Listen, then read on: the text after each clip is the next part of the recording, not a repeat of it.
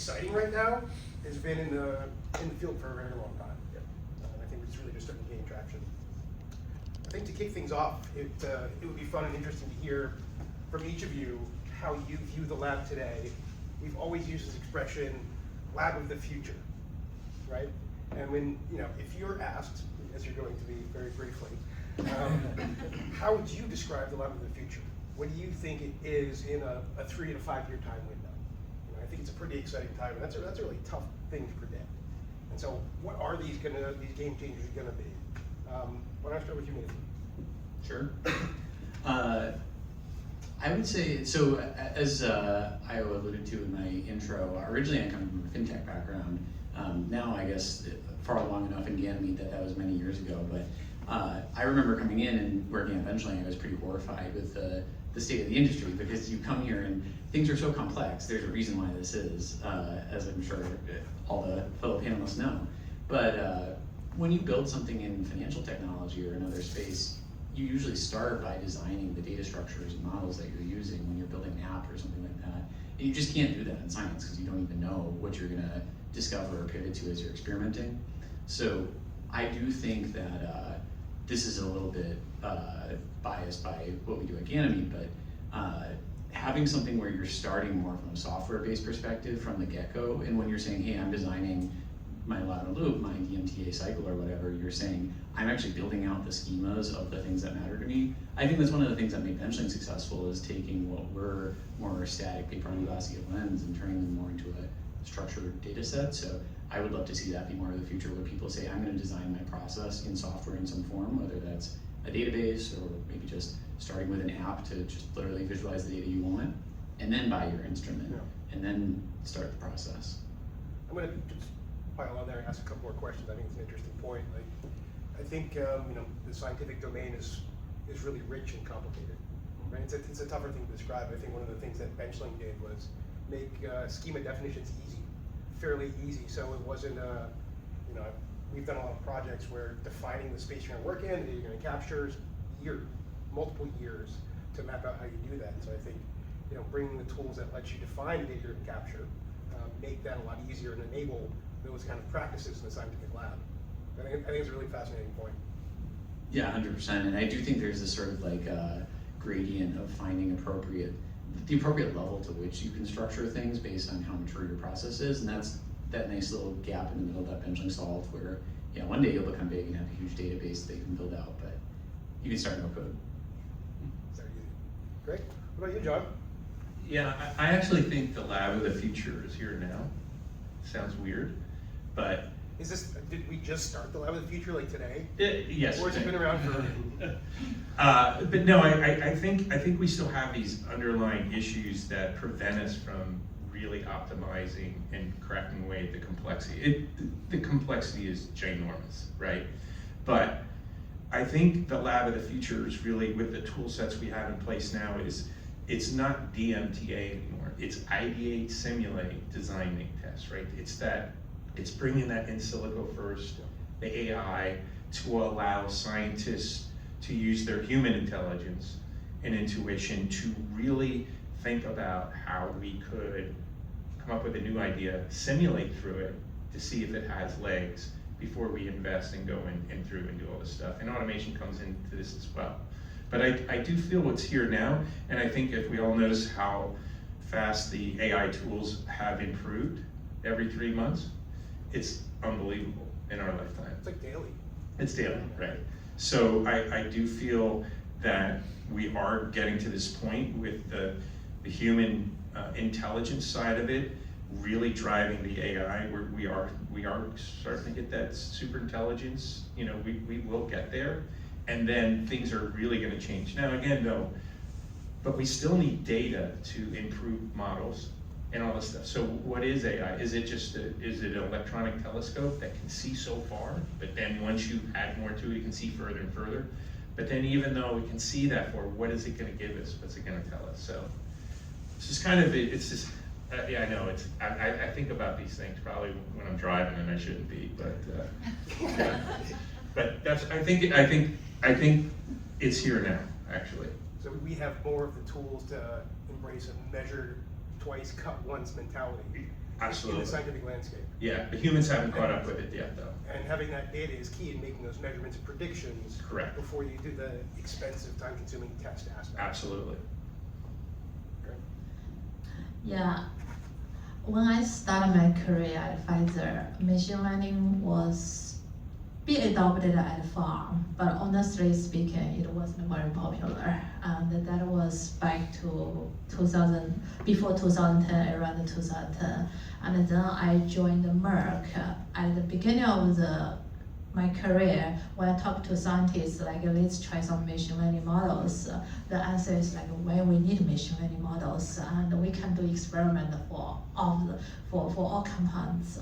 But like, you can see the sense like quickly changes. By the time I leave Merck around like 2019, the design make test become very popular. And the first thing the scientists ask me is like, let's do some calculations first before I do the experiment.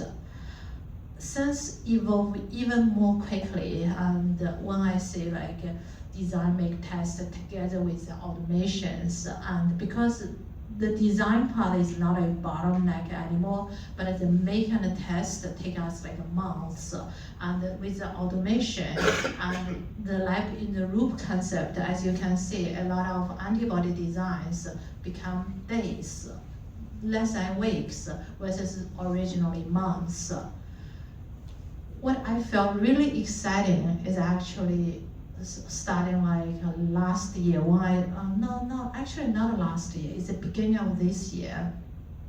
You probably noticed that like Google published the Google co-scientist at the beginning of this year, and then a bunch of other publications around like the virtual lab co-scientist. And even like last month there was an announcement by the Thai biorobic with Stanford University's Biomea. They said like that you can use natural languages and just tell the robots, and then like it will generate the script. And on that, I feel like I fully agree with John. We are not just talking about the design make test analysis now. Now the dry lab will become much larger than the wet lab. We're doing a lot of idea simulations before we go to the make the test. I think like we are right on time. I'm be very proud like on this stage and like to share this excitement on this level in the future. Yeah, great, thank you.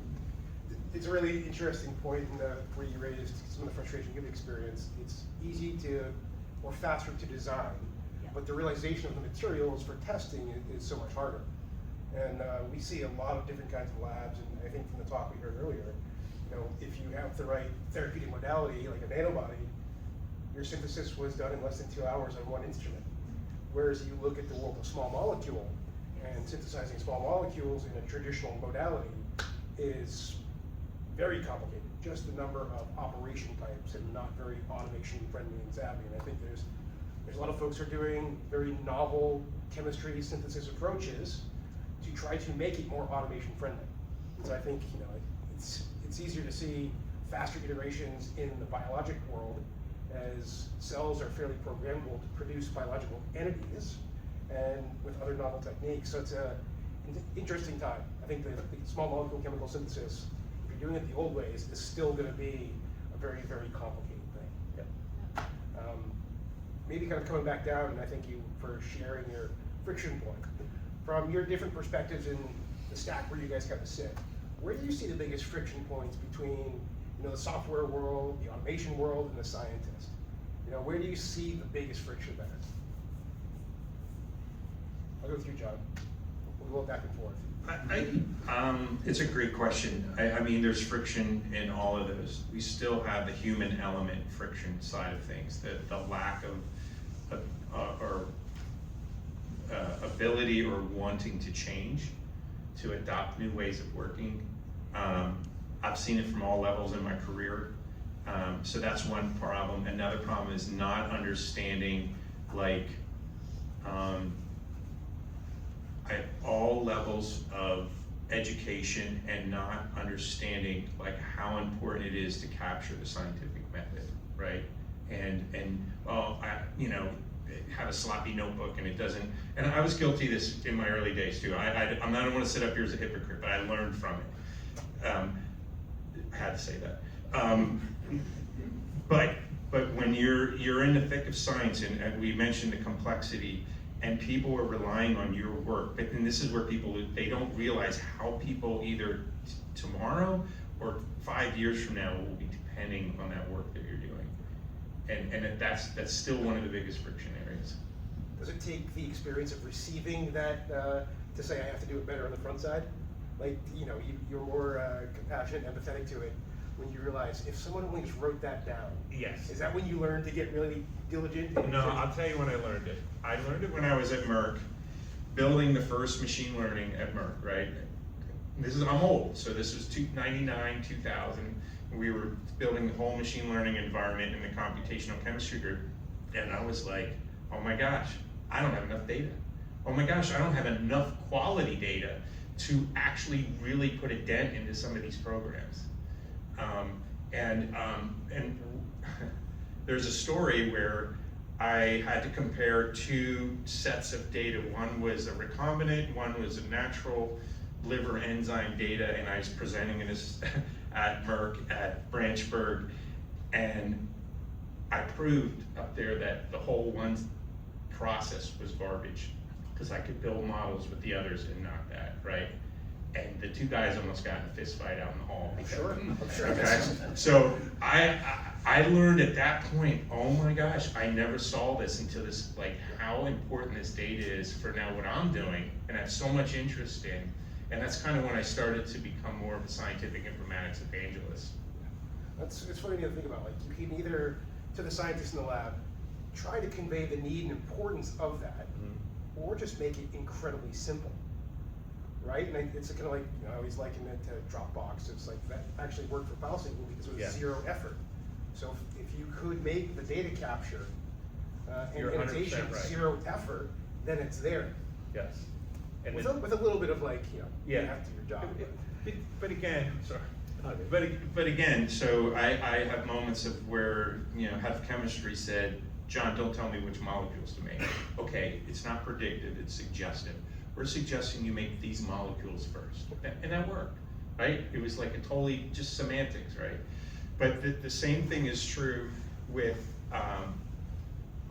if we put rules in place, let's hypothetically say, we've done some of this, we put things in place from an AI perspective in a notebook, and it says, hey Joey, hey Sally, this isn't quite right. You need to spend more time here. 50% of people say, oh thanks, yeah, I'll fix that. And the other 50% get annoyed and mad at the thing because now you're telling them how to do their science, right? So it's just this change in attitude and change in mentality. And like I said, all walks of life react differently to this.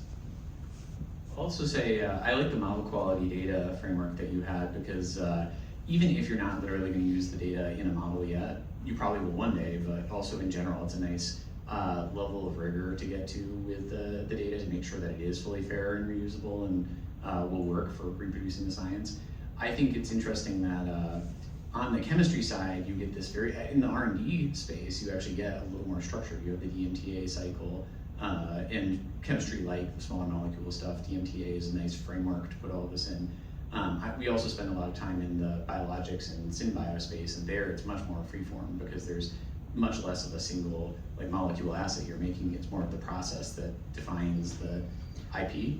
But then you get the opposite thing when you get to the manufacturing scale, because at manufacturing scale for bioreactors and bioprocess, now all these manufacturing frameworks come into focus, and it's like, unit operations and processes and ISA 88 and ISA 95, all these things I've since learned that are manufacturing ontologies for production, and you can't use that nearly as well for chemistry. And I feel like you see this trend of like flow chemistry trying to come in, but I do feel like there's a nice, each stage can learn from itself in the other side of that quadrant. So I feel like biologics, I would love to see more DMTA.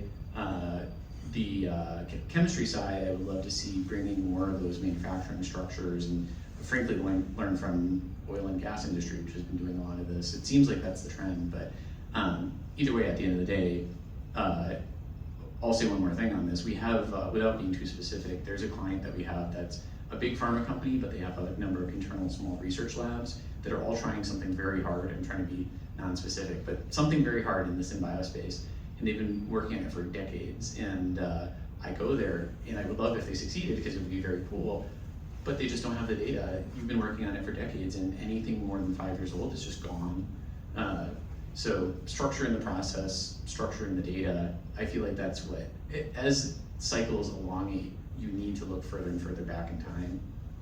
It's like you need to prepare to be successful and know what that's going to take and think not just on the 1 week time horizon.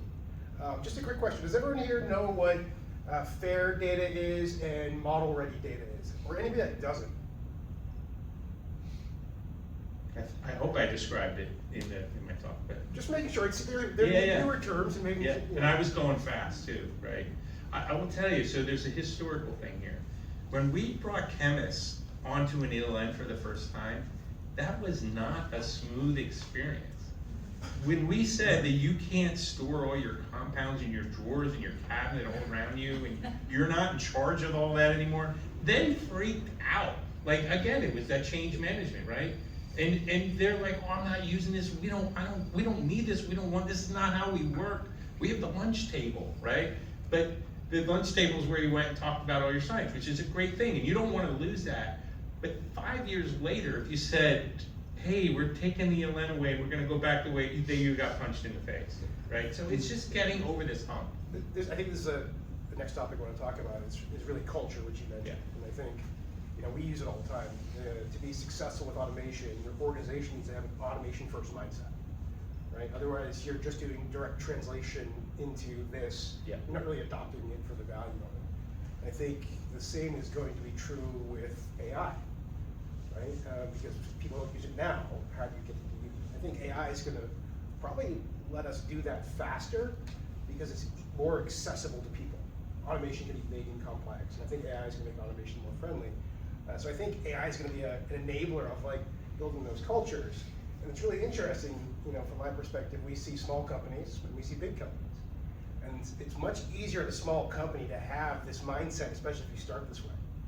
And so as you think about, have you seen any bigger organizations who have successfully adopted end-to-end digitalization or data-first strategies or automation strategies? Or how do you approach those at bigger organizations? How do you think about that cultural transformation now? And selling it and get people bought into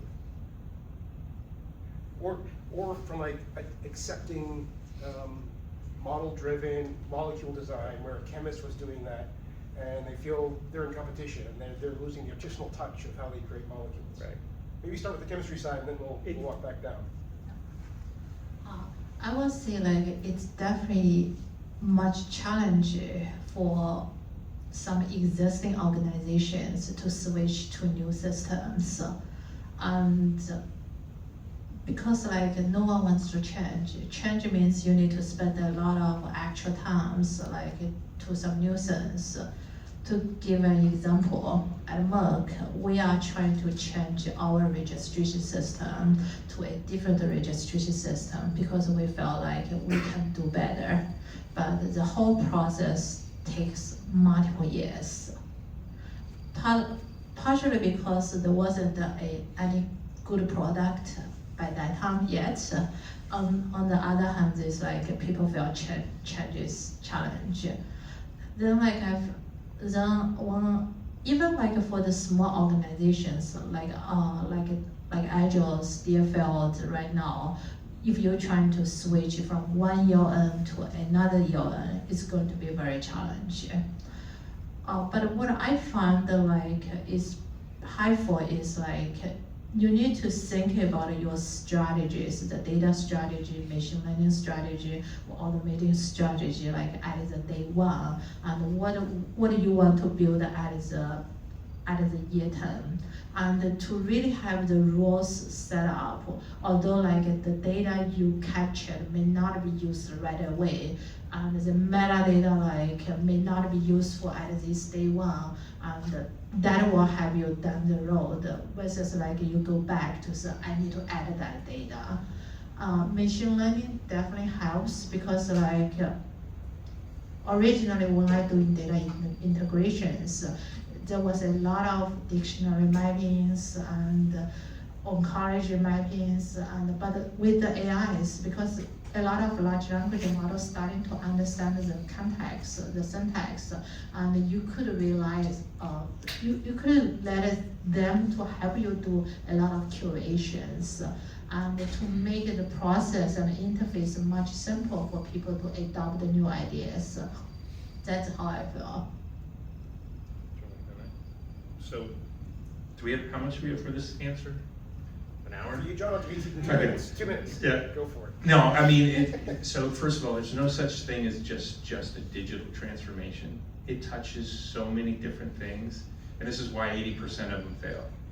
A true transformation means that the CEO, all the way to the new hire, everybody changes. Everybody adopts that new way of working and thinking. If you don't get that, it'll fail. Because one little group will drop out, and then some other group will say, well, that group's not doing it, why do we have to do it? And it just crumbles, right? And it's a different way of working, it's a different way of thinking. If a top pharma doesn't establish itself as a data company as much as it is as a product and pharma company, product company, they'll never get there. Because there's just too many reasons and excuses of why we're not gonna do it, right? So that's the real high level that I experience every day. Well, a company like AstraZeneca says, hey, we need to do this. We realize that we need to build a scientific data foundation and we need to make this stick, right? So Roche did it, and then AZ did it. Merck had it in the 90s, and then things changed after that bubble, big time. So, but it has to be the cultural mindset to make it work. Everybody, it has to become part of the DNA in everybody. I'm just gonna pause there for a second. I've been learning about this a lot recently. Culture is this really interesting thing. I think it's a word that's used so frequently, and that everyone has different interpretations. And that really it's a set of behaviors and norms. Right? There's all the other aspects of it where there's a vibe of a place and how do you get along with each other, but really it's the behaviors and the norms, and that people align on those and all behave as one. And culture is something that can either just happen, or you can intentionally design it. And I've learned over time that you can actually engineer a culture, but you have to be intentional about it. And that culture engineering is a discipline. Like it's not just let's create the vibe. It's a discipline to create an environment where you can actually achieve that result. And that's really, I think, a strong part of it. I think the other piece that's really interesting, and I've learned over time, and learned from one of your seminars, John, is that change management is also a discipline. Like to go from here to there mentally, or how you operate, you can't just say it and then it gets there. Like especially when you have collections of people who you have to get on board to actually realize it. And so, when we're talking about technology, there's just some fundamental human challenges that exist in existing organizations to actually accomplish these amazing transformations. Yep. Absolutely, spot on. I just wrote an article, and I wish it was a big book, and I was plugging my book, but it's not. It's just this little article I wrote. Pretend it's a book, John. Yeah. What was it called? And it's about Disney, the Imagineers, because I was watching a documentary, and it hit me like over the head. When they built their original Disney parks, nothing was written down, no standards. It was all pure creativity. And then when they went to build the Tokyo facility, they couldn't do it. They had nothing. They had no institutional knowledge, they had no reproducibility, and they realized at that point, we're in deep doo-doo, right? So then they adopted new ways of working with notebooks, standards adoptions, and all these things. That's when Disney took off. They might have lose some creativity along the way, but if you go and you're on some of these rides today, they're still pretty top notch, right? So that's when Disney took off. And this is the point I'm trying to make to the farm industry. If you would just change and learn from this lesson, this industry will take off. They're one of the classic culture examples. Yeah, totally. It's the customer experience when you go. Everyone knows that it must be magical for the visitors. Yeah. And so there's rules and processes to realize that result. I think the same is true with getting good science that can then be used in, model-ready data production for business. The only thing I'll add to all this, this is an awesome description of the culture and dynamics, but I think also back to the point of AI native younger companies, or I say AI native, like machine learning, data native, just modern companies, newer companies versus larger incumbents. I think one of the big things that we see is that the younger companies have seen what works and delivers value, whereas the bigger companies are sort of chasing that and trying to find a way to achieve the value oftentimes. And so you get this dynamic where the younger companies will say, okay, I know this will work in this case, and so I'm gonna go build out like my process around a machine learning enabled DMTA cycle, but maybe I won't go jump into an SDMS yet, as much as I shed a single tear sometimes for things like that. But the bigger companies are oftentimes, they're detached, and it's the nature of being a big company, but they're detached from the end state and end user value. So there's a little bit of a lead a horse to water thing where ideally, if you're doing these change management processes, you are delivering value small, quickly, with small focused implementations and kind of build that up towards a larger thing. It's hard for a big company to do, but we've had to learn this the hard way because when we started our company, we were very focused on just the back-end data piping. And we're like, okay, hey, if I build this great platform for everyone that can allow you to connect instruments and process the data and store it and analyze it and put it over here in the ELN, great, people will find out how to use it, they'll find the value in the data. But we pretty quickly realized that that wasn't enough on its own because people would implement it and then basically get stuck at that like 10-yard line. And so we pretty quickly added on a big discipline of hiring people who had experience in scientific analysis and in data visualization to help people then say, okay, hey, here's why the data is valuable, here's some value coming out of it quickly.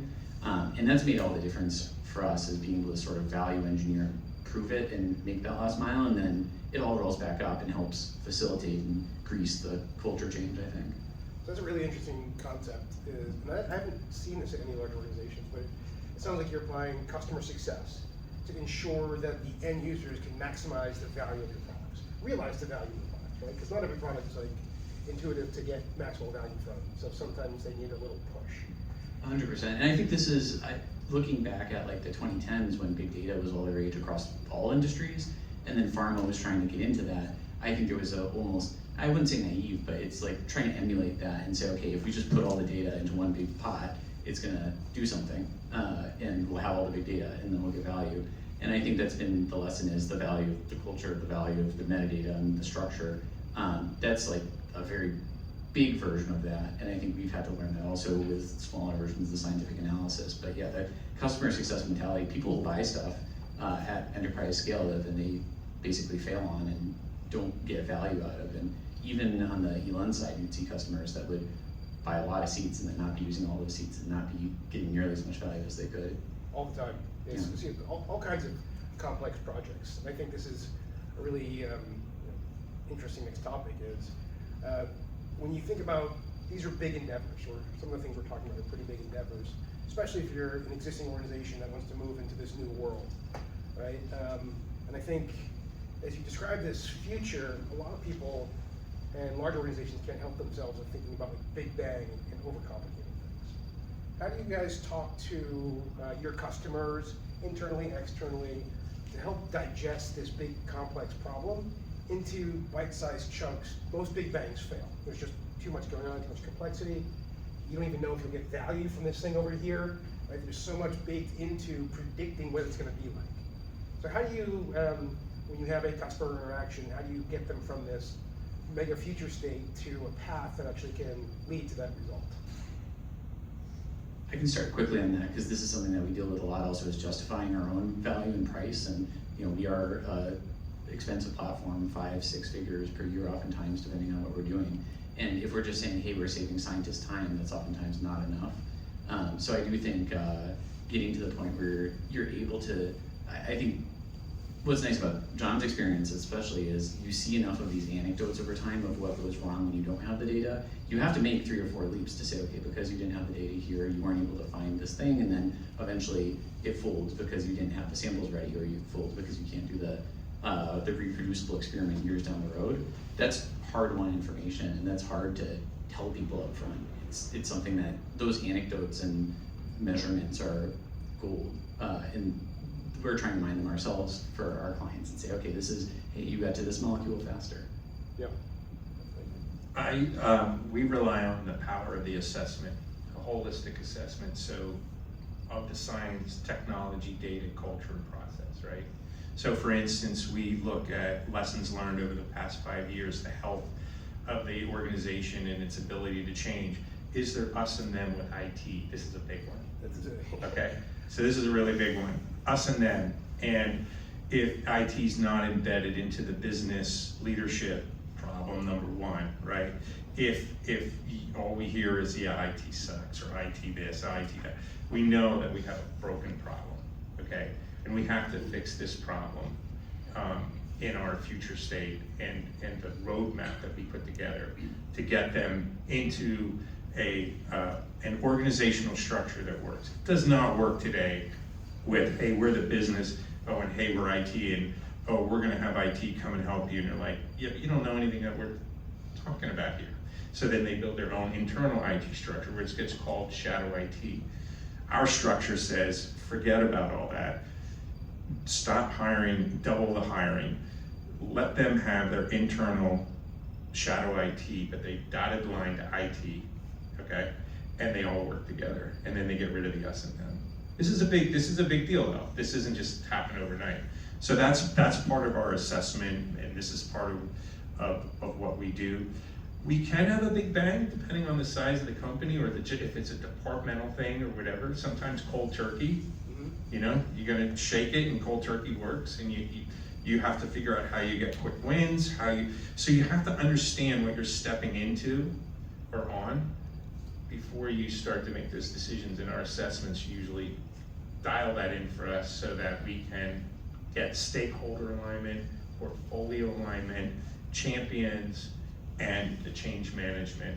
And then all in, here we go, it's going. No, we're not going back.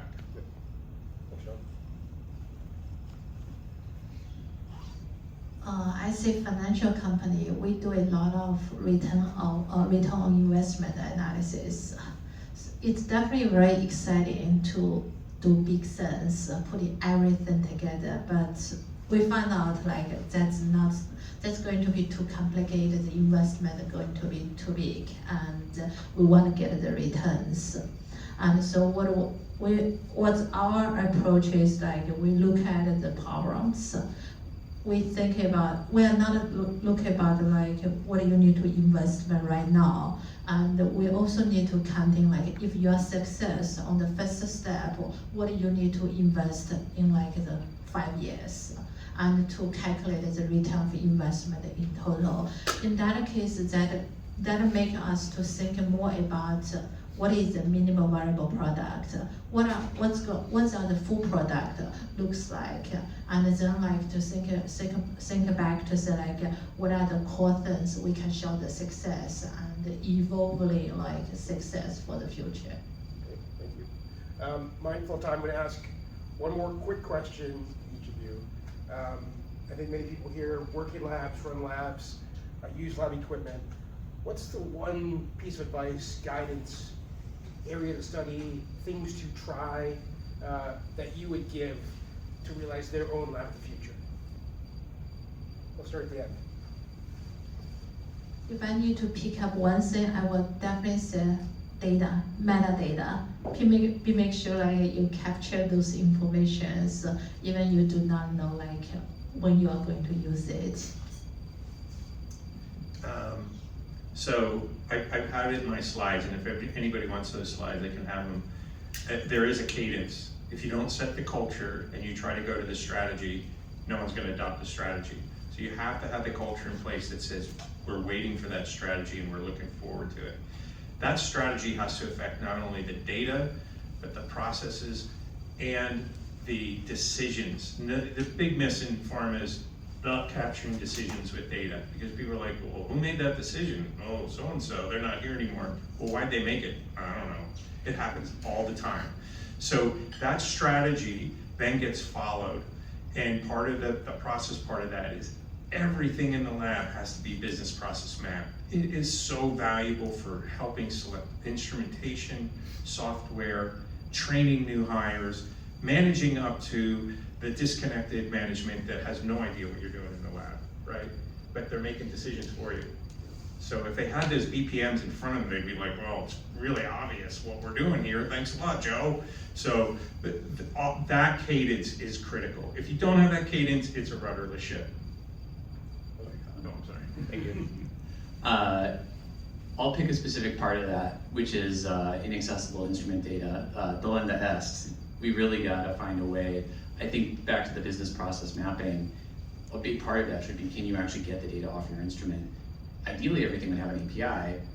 It's 2025, but instead it's, at best, it's some goofy XML file, and at worst, it's, you know, certain manufacturers of flow cytometers I will not name who solder shut their USB ports. It's absurd, and I get why scientists have to find the stuff that the method works on, and I get that, you know, people have comfort with different systems, but a really base root of this is that people buy instruments that have crazy data formats or completely inaccessible data, or using USB sticks, or sometimes literally you can only read on the screen, hopefully rarely now. And then those get carried forward all the way up into big pharmas when you are successful and you get acquired, and then now here's these big pharmas that are paying companies like us a lot to go figure out how to actually connect and collect all this data, and it's a huge mess. So it would be nice to have clean online APIs for everything. I've lived in this world for 20 years. And I think there's a couple drivers as to why that's not there. One is, I think the life science space and lab research is like a safe small harbor, where it's not like a big enough market to dictate behaviors of suppliers in the space. Whereas like in the ISA 95 factory space, like you don't meet, you don't get bought. But there's such niche technology in small volume, and some of those companies aren't even big enough. They thought first about the science, and the automation's aftermath, the instruments, the aftermath. And so it's a weird dynamic that we're in, because we're in kind of like this harbor market, what I call it. But it's such a key piece, and that would really enable a lot of things. I'm going to stop with panel questions there. Turn to the audience. Does anyone in the audience have any questions for anyone on the panel? Or for the first presenter? I have actually a question for John. Great talk earlier. So you had this table where you were saying, oh, it looks like almost every 10 years something was changing. So in 2021 right now, what do you think is going to happen in 2030? Maybe in 20. Yeah, it's really hard to predict the future, but we are heading towards this super intelligence where at our fingertips. So I think about it, when I was a kid, we had encyclopedias, okay? And some of us couldn't get through them, you know, enough or fast enough. And then when you have in your phone, at your fingertips, you want to know and find out anything you can about almost anything in the world. Wow, that's powerful, right? But now you get to this point where, you know, that might be information, but now you're going to get to the point where we're converting that knowledge into intelligence, and being able to make really intelligent decisions at your finger point, because now you have access to all this data all over the world. And if you're really into it, you're asking yourself, or you're asking the AI all these prompt questions, and boom, comes out an answer. And so that's where I think we're getting to, and I think it's going to guide us through things faster. But then again, we have that issue of we don't know what's at the edge of the earth. You know, the old days where what happens when we get to the edge of the earth? We can only see so far with AI and things, and that's why I'm promoting these or evangelizing these data factories, because we can start building data to get us out further, so that we keep getting out further and further. But I think we're coming to this super intelligence piece where we're able to have federated learning and all this stuff at our fingertips, and can make super smart decisions that get us there 50% faster in the beginning, something like that. I think an interesting to add on to what you're saying, John, is like You know, when we first got access to internet and access to data, we could get all the data and make information. And now, in this age, it's enabling the creative and the generative and the predictive. Yeah. So it's not just access to the data, but what's going to happen with it. And so, like, you start to now be able to forecast and predict Right. with these kind of tools, which is absolutely insane. Yeah. In every domain. And I think as that ability increases and becomes more accurate, as we understand science better, I mean, it's like a scientist's dream. Yeah. Like, you can ask any question, like, what happens if I did this? And that's what happens. Now it's going to be months of experiments. Right. It just blows up the rate of scientific execution. Exactly. So, thanks for the great panel discussion and the great points being made. In the discussions, we raised the issue of scientific reproducibility, how it's 50%, maybe even less, and that's in a scenario where we have a structured discipline of scientific method with like schools trying to teach a certain amount of rigor with peer review and all that stuff. Given the fact that we don't really have any of that for AI or any of that for the AI data, how do we assume or even guess that the AI productivity or benefit is going to be, or is reproducible, or will be, positive, like, not like it'll take over the world, or I'm not even talking about that discussion, but just like it'll be usable at more than 50% or 30% or 20%, right? Like, given the fact that it's the Wild West of everyone's trying to do things their own way. It's like that chemist was arguing with you, I don't want to do this because this is how we do it. Everyone's doing this at this table right now, so it's without that discipline that we don't really have in the field for both data and process and people, how do we get to the point where like the AI is, usable? Huijun, do you want to talk a little bit about, Yes. you're hitting the molecules, right, Yeah. with the AI. Talk about some of the experience in that very tangible scientific area. Yeah. The reproducibility is definitely the big issues for the large language models. If you ask ChatGPT the same question 10 times, you probably get 10 answers. But that might be very close, but there are 10 answers.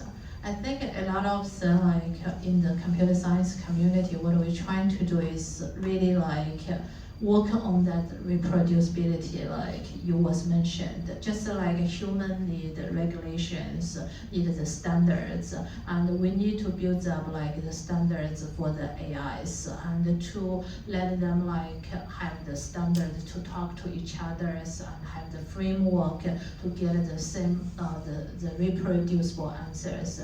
It's definitely will take time, but I see the whole computer science community is trying to work on that. I don't know when, but definitely we are getting close. Just in response to that a little bit. So the example you gave about giving the same answer the LLM gives a different answer. So that's by design, right? The LLMs are designed to be creative.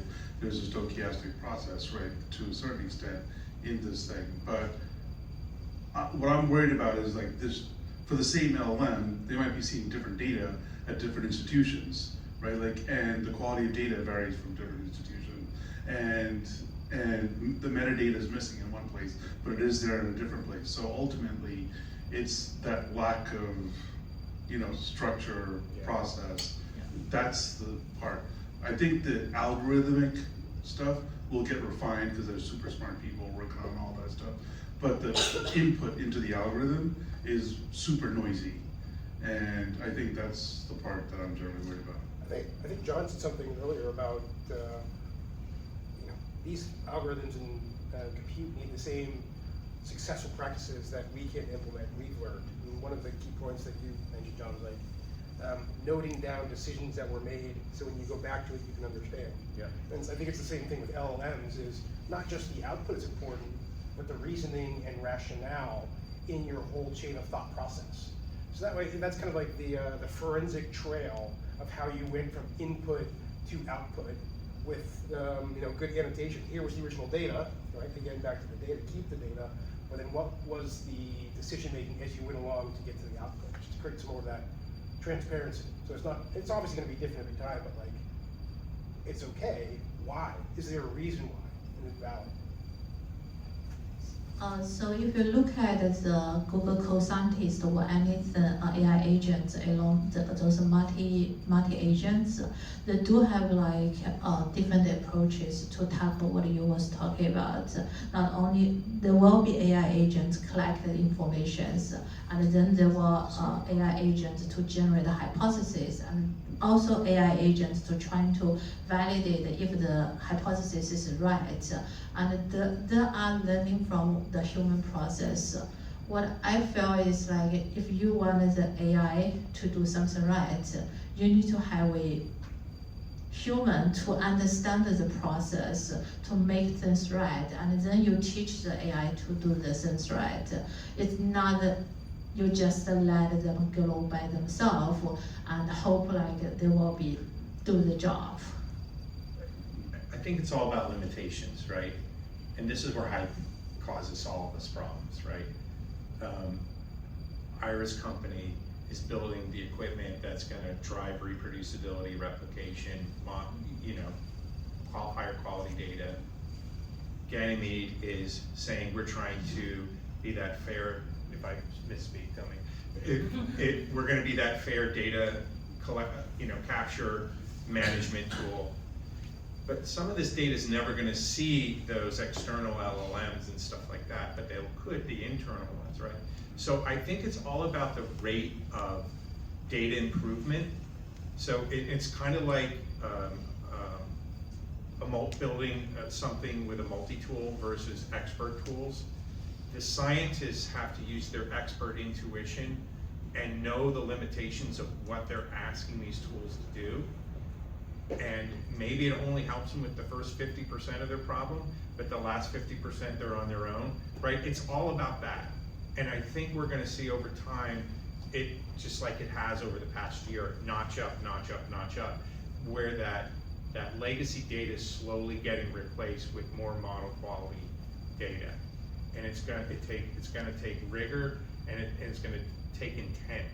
And I think some people are getting it, and not everybody's on board yet. I have plenty of scientist friends who say, I would never use AI for anything in science. All it's gonna do is hallucinate. And then I have really out there scientists say, I wanna see those hallucinations, and I wanna see what they're saying and what that might turn into, right? Again, it's kind of being like open and creative and free. So that's where I think we're at in that whole cycle. All right. I'm sure we could carry this conversation for a couple more hours, but I'd like to thank our panelists for enlightening us today really with all your insight on where the field is heading with AI and automation. Thanks Ira, thanks Nate, John, Huijun, and Sasson. Thank you very much for actually participating in this event, and thanks to the audience really for sticking with us. And I hope you guys, I definitely learned a lot from the panelists, so I hope you guys also got quite a bit of insight from our talk today. So once again, please join me. And the panelists is around, Sasson's around. So if you guys have some more questions, it's a good opportunity to network. And there's a lot more food on the outside, so the night is young.